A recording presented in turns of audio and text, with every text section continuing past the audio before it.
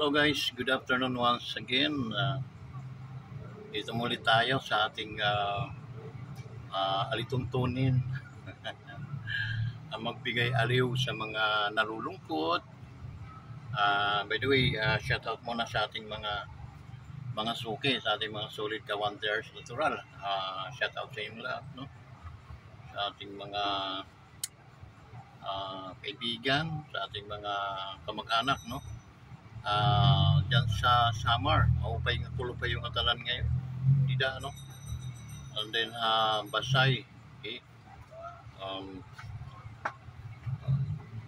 Kumusta na kamo dida? Sa itong mga kasangkayan, ay karasag tubayan na. Joke lang. Dida hakuan, sa Aliti, no? From Tacloban, tawid tayo sa Tacloban, no? Kumusta? Shout out sa ating mga kaibigan dan Tacloban, no? Sa Palo, shout out sa mga taga Palo. Nakita ko ang Palo, very mabilis yung improvement nila, no? Lumalaki yung bayan nila. And then followed by Tanawan, nandyan yung ada ito na akong mga kabuktuan nila, no? Pero Tacloban, mga Lasi family, kay Engineer Lassie, no? Bayaw ko yun, brother-in-law ko. Kumusta na, Mano Sinti, no? Kina Junald, kumusta doy?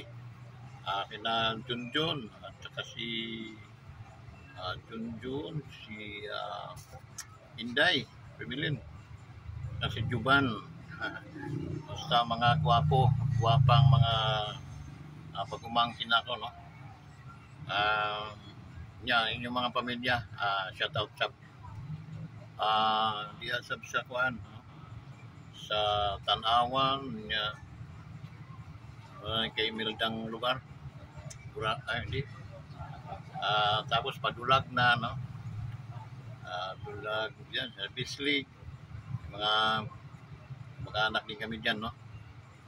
Hanggang Abuyog, Dulag, Abuyog, yun diretso na bye-bye, no?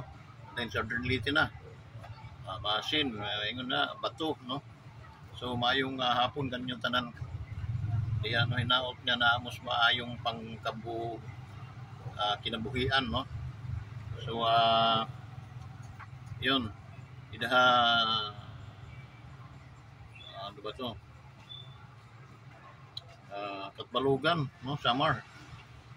Dida ako nag-eskwelahin kuan in Christian Bible School, no? Katbalugan. Kumusta mga Katbaluganon? Okay? Upay nga kulo kayo nga tanan nila. Shout out sa iyo. Hey guys,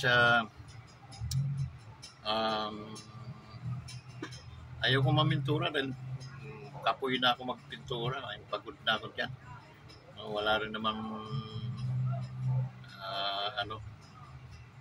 improvement yung pamimintura natin. So ano lang tayo, shout out na lang siguro tayo kasi nga kung amoy-amoyin natin yung mga darating na mga pangyayari, okay? Actually matalas yung aking pangamoy dyan, guys. Okay? Una, pero bago tayo pumunta dyan, no? Shout out ko muna ating mga OFW, yung ating mga real heroes, no? Yung mga buhay ng mga bayani. Papasalamat ako na hindi kayo bumibitaw din. Salamat sa suporta ninyo sa ating YouTube channel. At the same time, patuloy ang inyong suporta sa ating bansa, no? Kahit ito isang kiig na bansa, namumuno nito ay talagang mga sangkiig, andyan kayo nagtitis, no? Malayo sa inyong mga pamilya. Yung paman, tis-tis gadla kay mayroon man hinihan, mayroon man hini tawag ito, may hangganan man ini. So yun, ilog anay mga OFWs, no? Antos usa mga OFWs nato mga Cebuana, ilog anay mga waray-waray, no? And then sa Tagalog, tis-tis muna tayo. Okay? Yung pamat mayroon din itong darating na pag-asa, mayroon din tayo makikita. Kumbaga, nasa sitwasyon tayo na napakadilim, no? Wala tayong nakikita. Sumapit ang gabi, ang kadiliman ng gabi sumapit, wala tayong bituin, wala tayong buwan na nakikita, ngunit bagkus asahan natin darating din ang umaga.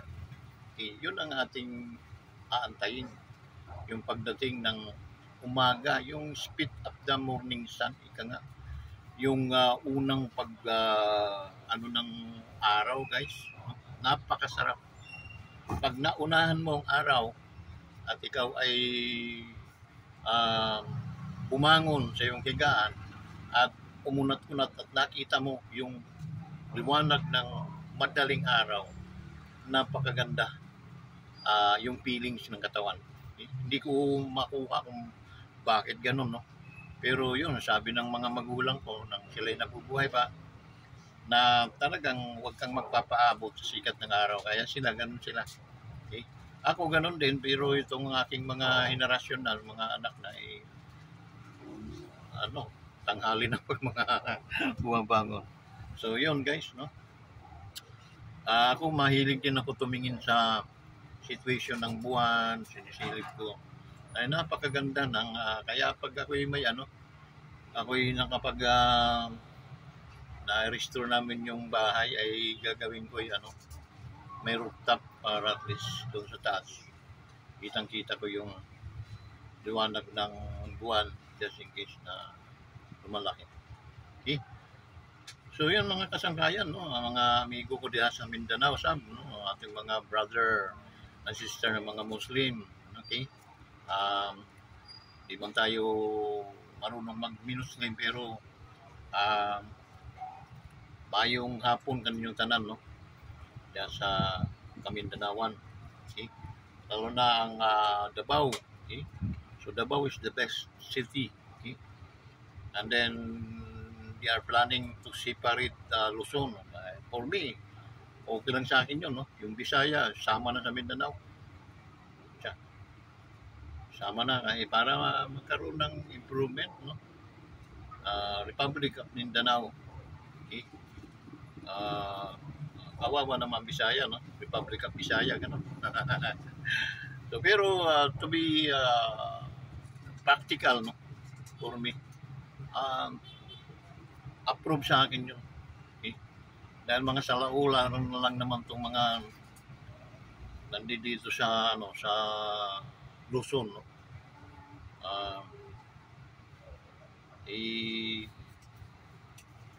Halos na mga magnanakaw taga rito sa Luzon, eh. Separate na lang po tayo. And lugain sila sa atin dahil native land itong pang-promise land itong Mindanao, eh. Okay? Bisaya naman, napakaraming ginto dyan. Okay? So yun, no?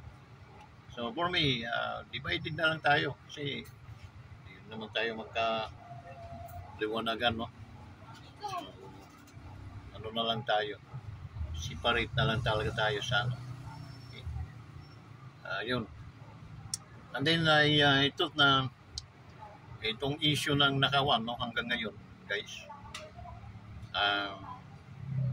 hindi na-resolve, walang solusyon na ginagawa ito si Marcos. Paano?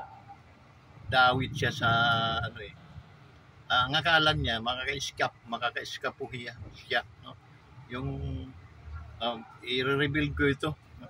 Nung sunan niya, makikita niyo, mahiya naman kayo, no? Kabuang sabi ng presidenta, buang yung presidente kasi siya mismo nagbisto sa sarili niya. Okay? Bakit? Maniniwala ba tayo wala siyang alam na siya ang presidente? Siya yung magpipirma. The last signature, no? Na in order na ma-release yung budget na yan, the last man stand is Marcos, the president. Okay? He has the power to sign, no? Approve if kung talagang magbabasa siya, no? Pinag-aaralan niya. Kasi like previously Pangulong Duterte, no? binibito niya yan pag alam niyang mayroong mga karumal-dumal na mga insert, mga ini-insert, no? Binibito yan ni Pangulong Duterte. Kaunti-unti lang yun, hindi yung katulad nitong bilyonis, no? Trilyonis pa. So, dito mo makikita what kind of president that we have today, no? What? Wala po, sir.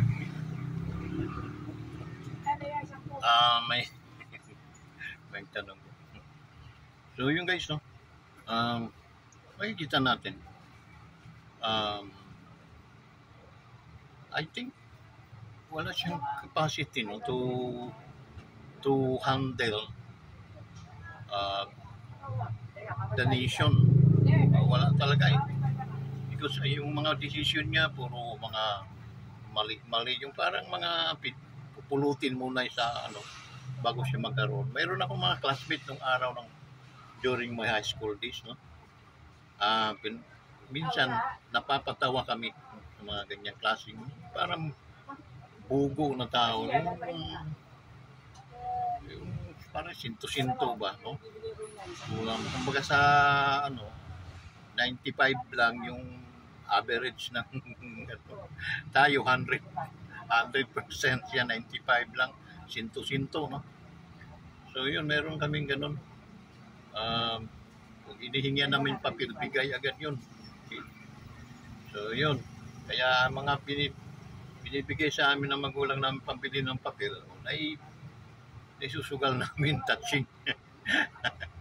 So yun, yung mga experiences na bad experiences nung araw na. But so far, yun nga guys, hindi siya, tama nga yung sinabi ni Pangulong Duterte na that person is a weak person, no? And then napaka-weak talaga, wala talagang saysay, no? And then maybe he is planning to have ano tawag nito, it looks like what his father's Marcos Sr. did before, no, na nagdeklara siya ng martial law. It is the last minute of your life if you do the same strategies of your father, no. Yun na ang pinakahuling minuto ng iyong buhay. Because hindi ngayon ganun kadali, no. Pa-aprobahan mo pa yun sa Senado ay sa lower house and then sa Senado. Okay? So lulugain ka doon dahil maraming mga senador na siyempre magki-question. Ganun lang ka simple. And then guys, and then the military, magkakaroon sila ng medyo taliwas, no? Karoon sila ng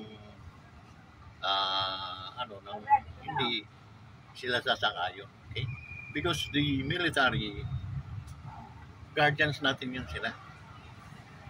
Police, sila naman yung nagme-maintain ng peace and order. Okay? Yun ang kanilang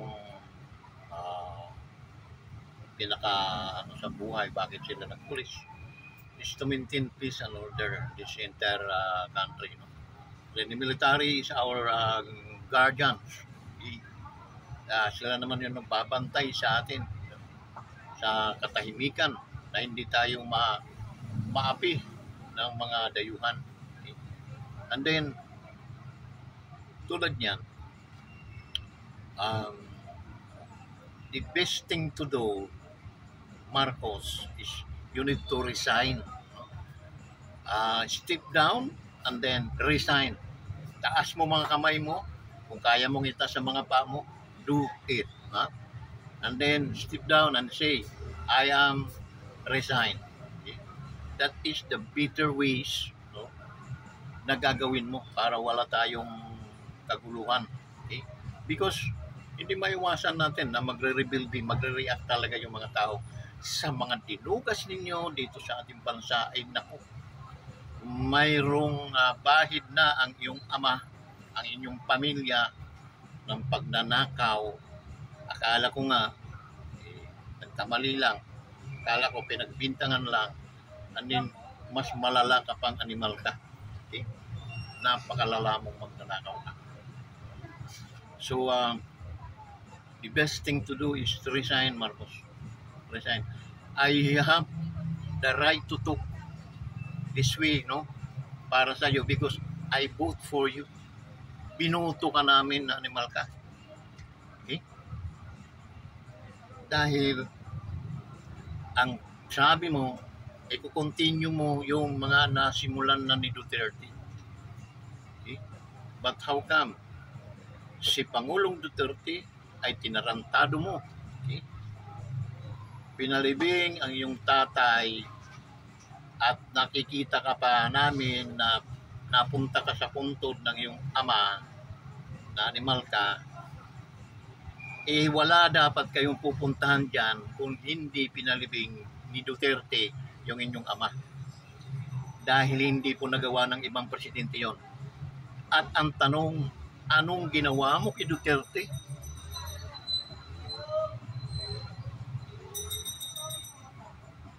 Pinakidnap mo, ikaw ang presidente, don't tell me na hindi galing sa iyo yung mga desisyon na yun. Pinakidnap. And then you allow the vice president na ma-impeach. Oh God damn, sana ma-impeach ka talaga. And then hindi ka pa rin nakontento. Dinugas mo yung pera ng mga Pilipino. Dinugas mo. Kakusaba mo yung pinasan. Hindi ka ba naman abnormal talaga, no?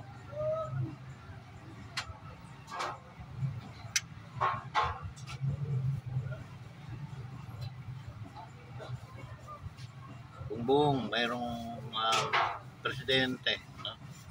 Mayroong karma. Okay? May karmang darating. Imagine mo yan. Ikaw ang nagpasingaw ng baho ng inyong pamilya. Totally, dito sa termino mong ito, dito mo sinira. Totally, ang apelido mong Marcos. Susunod na henerasyon, wala nang maniniwala, wala nang magtitiwala sa Marcos. Okay? Because of you. Ang ikaw ay magbikti o magpakamatay man ay kulang pa yan. Nakaparusahan o na sa iyong mga ginagawa. This is the real truth, no? Tulad kami na kami yung bumoto sa iyo. Isinusuka ka talaga namin. Tutulak. Almost 120% yung pagsisisi namin. Nagsisi talaga. Okay? Yung pa nandyan na yan. No? What you need to do is to resign. Resign. Move down ka na lang. No? Bumaba ka na lang sa Facebook. Taas ang kamay mo. Pumunta ka ng Hawaii. Hawaii lang naman talagang pupuntahan nyo. Okay? Doon kayong pupunta. Tulad ng father mo. Okay. Dapat ang ama mo ngayon, andun pa rin yun sana doon sa inyo nakaburol, parang tinabal. Anong tinabal? Yung isda na inasinan. Ang ganun. Daming magastos yun kasi parang aquarium yun ng may refrigeration. Napakamahal ang to maintain, para ma-maintain yung ng amang. Hindi nyo kinuha hindi nyo na ang magpasalamat doon sa tao na gumawa ng kabutihan sa inyong pamilya. Bagkus ang ginawa mo, tinarantado mo. Ang Diyos ko naman. Wala ka talagang kapatawaran para sa akin, no? Tao lang naman ako. Okay? May Diyos naman na kayang magpatawad. Pero sa tao, hindi kita mapapatawad talaga. Okay? Sa ginawa nyo. And then, the good news is former President Duterte, pauwi na. Pauwi na siya. Antayin mo yung karma ninyo. Dahil ni Pangulong Duterte, hindi po yun isang tanga na pinitik mong tinga, hindi rin pipitikin ng ilong ko. Kaya, meron ka, meron taga-Tacloban na vlogger na natatawa ko dun sa kanyang no. Shoutout sa iyo, pre, no? Siya sabi nga, sayang ang bayo. Ang mataba na, medyo chubby yan na. Okay naman, very enthusiastic yung niya. So guys, balik tayo. We're not joking, no? We're serious tayo sa ating, dinadaan lang kita sa patawa-tawa dahil una, maybe gusto mong baka nagbabalak kang mag-martial law. Do it now, Marcos. Gawin mo para makita mo ang iyong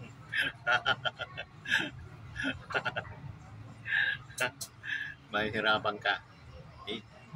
Kasi unang-una, doubted na yung mga nakapaligid sa yung mga military, mga pulis, doubted na yun sila sa yung kakayahan.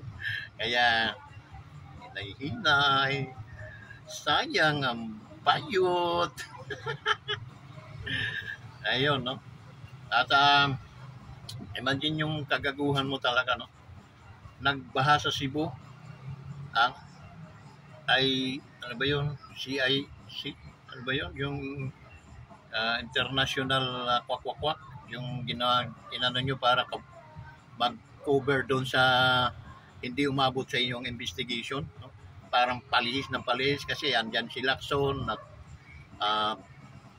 pakain ninyo, si Soto na pakain din ninyo, yung mga taong yan ng mga walang kabusugang mga si Lacson, kilala ko yun dahil pulis yan ito si Soto, kilala ko rin yun.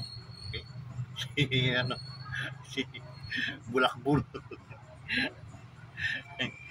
He act like parang brilliant pero walang laman ng utak niyan. Okay? Totoo lang. Parang yung nagpa-plastic lang, kunwari magaling. Parang gagaling, wala namang pinag-aralan yun. Sampigain ko yan pag what I mean, nanggaling lang yun sa school bukol. Okay? So, wala. Subaybay ko mga buhay ng mga yan. No? So, yun. Little knowledge is dangerous. Sabi nila. No? So, ganun guys. Ano pa? So, yun. If gusto mo talaga ng sabi dyan, I want trouble. A problem. I want problem. Gusto mo talaga ng problem. Proclaim martial law. Marcos. Tingnan natin. Matapang ka naman siguro. No? Si Romualdez, matapang yun. Sa Marnon yun tapang na lang pag-uusapan natin, no? Kuha tayo, karap-karap tayo. Yung mga sinasabi namin, it is a part ng aming yung parang discouragement, no? Sa nangyayari sa ating bansa. Tayo ay nakakaya sa ibang sa labas ng ating bansa. No? Binubuli tayo dahil crocodile capital na itong Pilipinas. Imagine niyo yun, no? Dahil sa mga magnanakaw. So yun, kawawa yung ating mga, tayo ay ngayon papasyal Europa, no, papasyal tayo dito sa Asian. Nagtatawanan lang tayo, hindi katulad noon si Pangulong Duterte ang presidente. Respetado. Okay? Ko yun, encounter yun. Punta kami ng 5 bansa yung pinuntahan namin. No? Respetado, takot sa presidente ng Pilipinas. And then believe sila. Okay? May mga pa nga doon na pwedeng makahiram sa presidente. Ganon.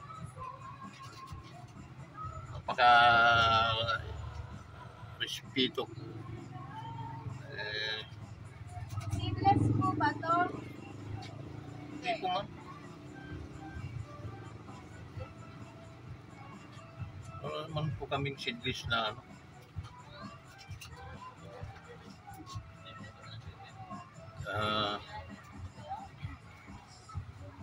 Yung guys kasi may nagtanong na pungkan, seedless. Ang seedless lang ubas. I don't know. Yung guys, no? Ayun, medyo ano tayo, no? Dahil nga minsan tao lang talaga tayo, no? Nadadala tayo sa emosyon, nga. But it's okay because hindi ko naman pinagsisihan na I have the right to, no? Because mayroon akong freedom of speech. Okay? And this is my YouTube channel. That's the reason why gumawa ako ng YouTube channel para ma-share ko yung aking saloobin. Kaya ganun. So yung guys, no,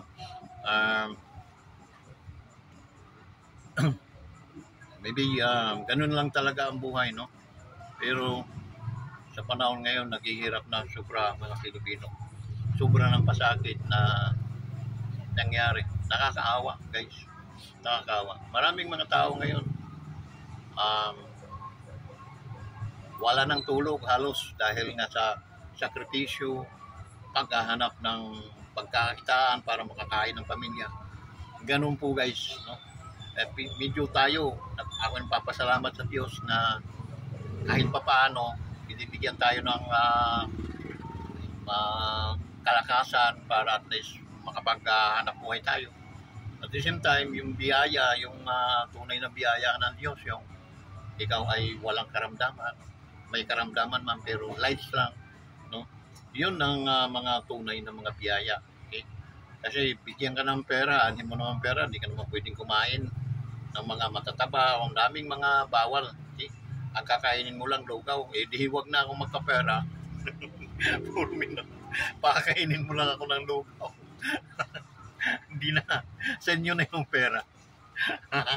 Kakain ako ng mga masasarap na pagkain. Okay? So, yun guys.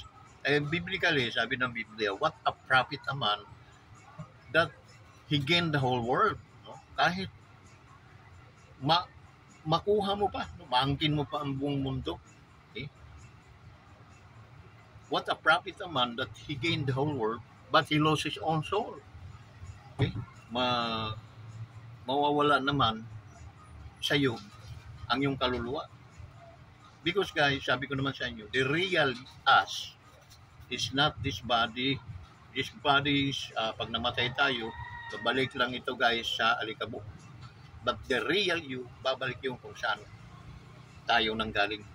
Okay? So, yun ang dapat nating paghandaan. Marami sa atin, hindi natin talaga maarok na minsan nagpaparami tayo ng pera dito. Pero actually, to be frank, no, hindi mo madadala yan sa impyerno, hindi mo rin naman madadala sa langit yan. Okay? Dito lang yan. Pag namatay tayo, ang makikinabang yan, mga pamilya natin o ibang tao. May asawa ka, nag-asawa na ng iba, di pa nang inabang sa mga anak mo. No? Ganon yung pera, because money is a good servant. Okay? Pwede siyang magamit sa masama, pwede mo siyang gamitin sa matuwid. Okay? So marami po ang ano dyan dahil yung roots of evil, yung ikaw ay nagmamahal sa pera. Okay? To love money is the root of evil. Okay? Doon nagiging sakim ka, nagiging ano ka na, wala ka ng budhi, no? Yun ang nagkakaroon ka na ng roots of evil. Okay? So for me, I rather magkaroon ako ng sabi ko nga, no, meron akong teacher noong high school. Sabi, I rather to have a single centavo than to have an stolen piso. Wow, sabi ko. Hanggang ngayon hindi ko pa yun nakakalimutan. Yun mga principle ng mga taong matuwid. Okay? Na aanhin niya ang pera, aanhin niya ang piso kung ninakaw naman. Mas maganda pa magkaroon ako ng single centavo in my pocket na akin naman talaga ito. Than to have a piso, ay stolen piso. Yun ang nangyayari ngayon, guys. Nawala na yung sa karamihan sa tao, namulat na sa pera, nawala na sa kanila yung hindi na naituro sa kanila yung principle ng mga taong matutuwid. Okay? Sayang. Kasi ibang schooling din ngayon, guys. Nung kami kabataan pa, elementary. Okay? Matitindi mga teacher, no? Matitindi, guys. Hindi ka nga, kahit hindi ka nga mag-college noong kapanahon na namin, guys. Talo mo yung mga nag-college, no? Mga nag-graduate pa. Talo mo yun. Okay? Bakit? Hindi ko alam, no? Dahil very magaling yung mga teacher noong araw. Okay? Sa disiplina, tinatamtax kanila yung mga pantalon namin. Ikaw ay magulo. Tinatamtax.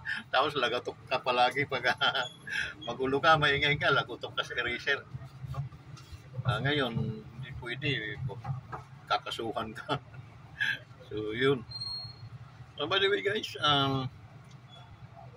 yun yung ating mga ikwininto ko sa inyo, yung ating mga reaction sa mga nangyayari sa ating bansa, no? Yun naman ay hindi natin maikahira, no? Dahil sa social media, sa mga nakikita natin. Okay? Ang mga reaction, yung mga nangyayari. Yung pa rin, pero oo nga, matigas, no? Yung guys,